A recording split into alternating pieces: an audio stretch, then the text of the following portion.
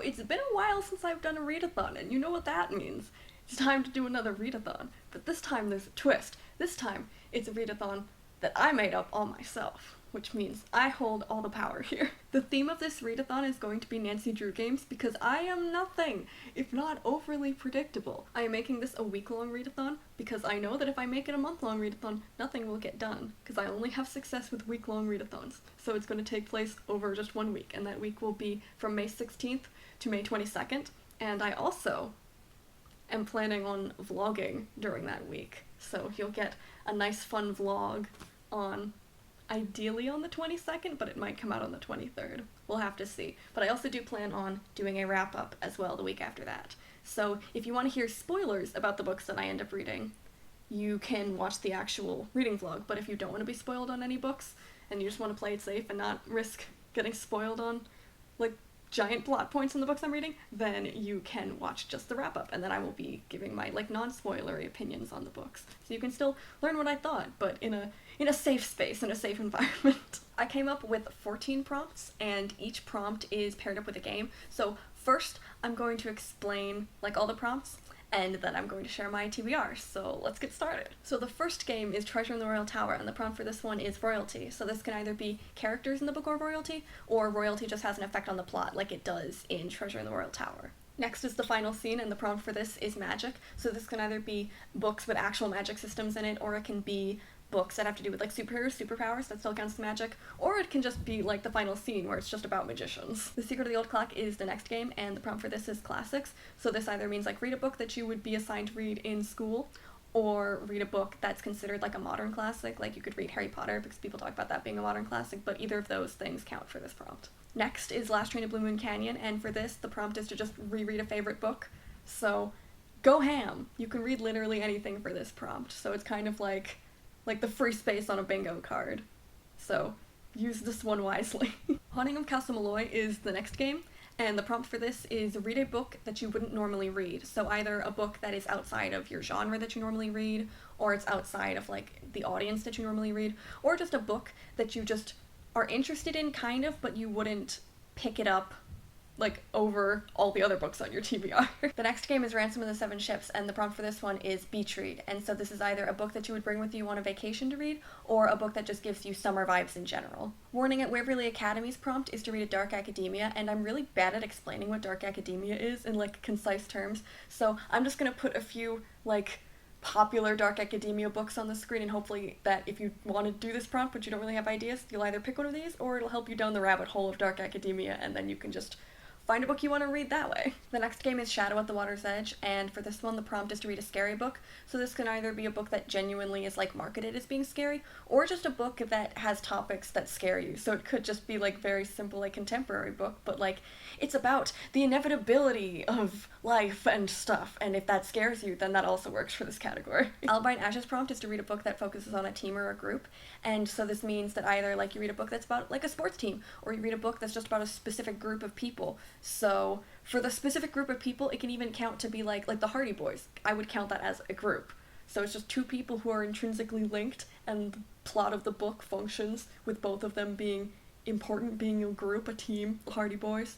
So that also works. And technically you could count certain Nancy Drew books as also having a group in them. The next game is The Silent Spy, and the prompt for this is family. So this can either be biological family or found family, and also the book can be completely about family, or it can just be a tiny part of the plot. The prompt for Labyrinth of Lies is to read a retelling, and this can be a retelling of history, this can be a retelling of mythology, or this can also be a retelling of a fairy tale or folklore. Next is Sea of Darkness, and the prompt for this is a winter read. So this is kind of the opposite of the beach read. So for a winter read, the way I think of it is it's the kind of book that's, like, nice and long and you want to get all cozy and read it for a long time, or it's a book that just gives you winter vibes in general. For Midnight in Salem, the prompt is to read a low-rated book, and for this you just have to find a book that has been getting mediocre reviews and then read it. And the last prompt is for the Dossier series, so both Lights, Camera, Curses, and Resorting to Danger, and it is to read a short book. So this could be any book that you consider to be shorter than books you normally read, but specifically what I'm considering for this category is stuff like plays, or comics, or graphic novels. Anything that's just not really that long that you could probably read in, like, one sitting. So, like, if you think you can get through this book in one day, then this can count as a short book for you. And now that the prompts are out of the way, I can share my personal TBR with you. So the first book I'm going to be reading has to do with the prompt for Treasure in the Royal Tower, which is royalty, and it is going to be And I Darken, because I finally received Bright We Burn, like, in December, I think, for Christmas, and I wanted to reread the series before I read the final book. So, read this book, I think, at the end of 2019, and I loved it, and then I read Now I Rise a little bit after that. Yeah, I read it over the summer, and I also really loved that book, so I'm just anxiously anticipating reading the final one, but I wanted to make sure I was all up to date in all the details about the characters before I get into that one. So, love this book. Great book. 5 out of 5 stars last time I read it. I'm pretty sure it'll be 5 out of 5 stars, and I'm really looking forward to getting back into this world. If you don't already know, And I Darken is a retelling of the life of Vlad the Impaler, but it is told as if Vlad the Impaler is a girl. And I don't really know a lot about history of Vlad the Impaler, so like, if you go into this not knowing any history, then I think a lot of it will probably surprise you, like it does to me, and I'm like, I don't know the history of Vlad the Impaler, so I don't know what's gonna happen in the final book. I'm worried about it, but I have nothing to base it on. I hope everything turns out right for the characters, but like, it's about Vlad the Impaler, so I highly doubt it does. But anyway, gonna be reading this book. I think it's the longest book that I'm reading for this readathon, but I think the rest of the books I'm reading are pretty short, so if this book takes me 3 days, it should be fine, because I think I can get all of the other books done over the other 4 days or whatever. But hopefully I end up having this be a relatively quick read, because I've already read it, so I'm not like... It won't have to sink in for as long. I won't be like, time to take a break, or time to read every word very slowly, but I will give the book the due respect it deserves, unless I'm running out of time, in which case I will read it a lot faster than I might want to. The next prompt I picked was to read a classic for Secret of the Old Clock, and I decided to read translations, because I watched this play for the first time back over the summer, I think, again, and I really liked it a lot. I never read this for school. It is a classic, in my opinion, because I never read this for school, but a bunch of my other friends had to read it for school, so that's how I'm counting it for this, because I'm like, I don't know exactly if it's considered a real classic, but like, if my friends read it for school, then I'm guessing it is, but it is about, I think, I'm not really sure exactly how to explain it, but it is, I'm pretty sure it's a play. If I didn't already say it, it's a play, and it is about Ireland during the time when I think the British were coming in and being like, we're gonna change all of the like location names to be different, and it's kind of like about language, specifically about language in Ireland, and it's very interesting. I really like it, and I'm wondering though if I'll like it though when it's just on paper, because I loved the performance that I saw. I think it was the National Theatre performance, but I'm probably wrong.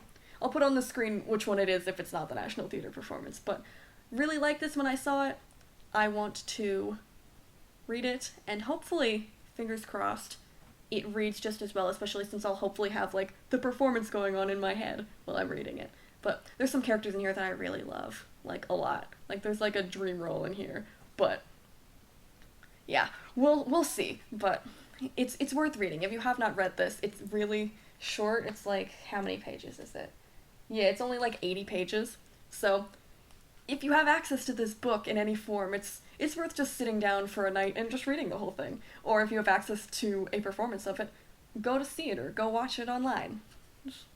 It's a good time, if not a bit sad, but if you're fine with being sad when watching theater like me, then it's a good time. It's a worthwhile time. The next book I'm reading is for the prompt of read a scary book, so that's Shadow at the Water's Edge, and I'm going to be reading one of my favorite books of all time, and that's The Wrong Train. This is a compilation of short stories. They're all written by the same person. It's a compilation of short stories, but it's framed within the context of there's this boy who got on the train, but then it let him off at not the right stop, so he got on the wrong train, and he gets off on this stop, but then no train comes to pick him up, and after a while this like weird man shows up and, like, sits with him, waits with him, and then starts telling him all these, like, creepy stories. And they're just very unsettling. It's a lot about children. It's creepy children. So if you're into creepy, spooky children and, like, a book that's kind of, like, creepy and unsettling, but, like, not too much. Like, if you want to dip your toe into, like, creepy books, this is definitely the book I would recommend, because all of the short stories are really good in here. I don't know if they count as short stories. They're really short, but I don't read short story collections, so I don't know how long they normally are, but I would call it a short story collection, and I just like how it has a framing device, and all of the stories are really creepy, and I really don't have a favorite. At least last time I read it, I didn't have a favorite, but I really like this, like, as a total thing with the, like, short stories themselves, and then also the actual, like, framing device of it. It flows very well in and out of each other, and I like all parts of it. I highly recommend this book, but I know it's, like, not everyone's cup of tea, but it's not that creepy. Like, I would read this book in the dark. I mean, you can't read a book in the dark, but you know. If you'd be like, don't want to read this book when I feel like it's nighttime and creepy, I'd be like, you'll be fine, I think. I feel like I'm giving horrible advice, but if you think you can handle any minor amount of creepiness and spookiness and unsettlingness, read this book. I found it on, like, a whim at the library one day. I was just looking at, like, the spines, and I was like, oh, trains? The wrong trains? I like trains. And then I picked up the book, and then I read it, and then I was like, fate wanted me to find this book, so clearly it's a good book. You should read it, too. Trust me, and if I ruined your life because it's a horrible book and you're scared, then I'm sorry, I don't know how to help you. The next book is the only one on this list that I have actually not ever read before, because everything else here is basically a reread, and it is for the prompt for The Silent Spy, which is a book about family, and I'm going to be reading The Sea of Monsters, because I started reading Percy Jackson for the first time ever this year, and I loved the first one, I loved The Lightning Thief, and so now I'm trying to read the rest of the series, because I've got some catching up to do. But this book, I know nothing about it. I have not read the back of the book. I don't want to get spoiled on what happens in this book at all. I'm so spoiler-free with this series that I'm like, I'm gonna keep it up. I don't want to know what happens, I'll just find out when I read it. But I'm pretty sure that it has to do with family, because, you know, the Olympians are kind of a family, and also, like, Percy has a family, and that's important. Also, there's found family in here, so, like, technically, all in all, well, this book specifically, I don't know what the focuses are. Technically, in some elements, it'll either have to do with his actual family, or, at the very least, with his newfound family, with all the other demigods, so here's hoping this book is good, but I have no basis on what people think of each book in the series, so who knows if I've already read people's favorite book in this series. I'll find out when I read all 5 of the books, but that might take a while, because I read the first book back in January, and it is now May, so need to get on that. After I read this book for this readathon, though, I'm pretty sure I'm just gonna force myself to, like, quickly read the other ones, because I don't think I want to space everything out. Like, every 5 months, she reads another book. That's too slow. I can't do that. I'm gonna combust if I do that. And the last book that I'm reading for this readathon is for the prompt for Labyrinth of Lies, and that is to read a retelling, and I'm going to be reading Happy Birthday Wanda June, which I'm sure you've never heard of before, but I will tell you, is technically like a loose, not the Odyssey retelling, but like Penelope as part of the Odyssey, because it has to do with a woman who, her husband has been gone for like a long time, and she has like these suitors now because she thinks he's been dead. It's been like 7 years or whatever, and so her husband is thought dead, and then she has all these suitors, and then he just shows up like nothing happened and is like, hi, where's my wife? And she's like, hi, I have 2 suitors, also, what the heck, also, here's your son. But then there's also this other element of this play, because it's a play, again, I keep forgetting to mention things are plays, but there's another element of this play that is, there's like these people up in heaven who are just like talking about stuff, and they all have like connections to the husband, and it's just very interesting. This is the only Kurt Vonnegut thing I've ever read, but it's very good. I was in this play. I played Wanda June, who is not she is the title character. She's not at all the main character. I was only in like 2 or 3 scenes in the entire play. But it's a very good play.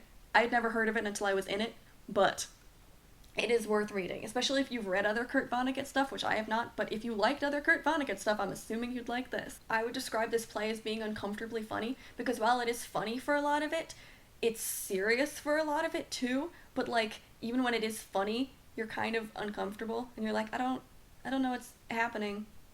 I'm kind of like, haha, but also, ugh. So, if you want an interesting reading experience, I would say read this. And I would say read it in general, but like, I'm really biased because, you know, you're gonna be biased about the shows that you've been in, but I have a soft spot in my heart for this, but it's also really good. But like, everyone says Kurt Vonnegut is good, and I don't have anything to base that off of, but like, we share the same birthday, so like, he's gotta be worth something. So, give this play a read if you got the time. It's also really short. I'm gonna see how many pages it has. Yeah, it's only 80 pages again, so if you want another short play to read, this is another good recommendation. Like I said, that was the last book on my TBR for this readathon, and I'm sure no one's going to be doing this readathon with me, but if you watch this video anyway, all the way through to the end, I am very grateful to you, because I'd like to say I worked hard on coming up with these prompts. And I could have probably worked harder with reading books I hadn't read before, but you know, I like comfort rereading things, because why would I read a new book if I can just reread another book that I've already read that I really like? So, yeah, I will see you at the end of the readathon with a reading vlog, and then a week after that, I will see you with my wrap-up. And if you want to participate, again, it's from the 16th of May to the 22nd of May. And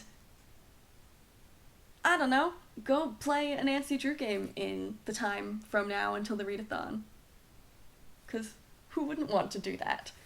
I've certainly had to restrain myself from replaying Labyrinth of Lies for like the 100th time, because that's my favorite Nancy Drew game. So, yeah. What's your favorite Nancy Drew game? Are you gonna do this readathon? Would you want to do this readathon? Have you read any good books lately? I don't know. Answer some of these questions in the comments below, and I will see you very soon with another video. Goodbye!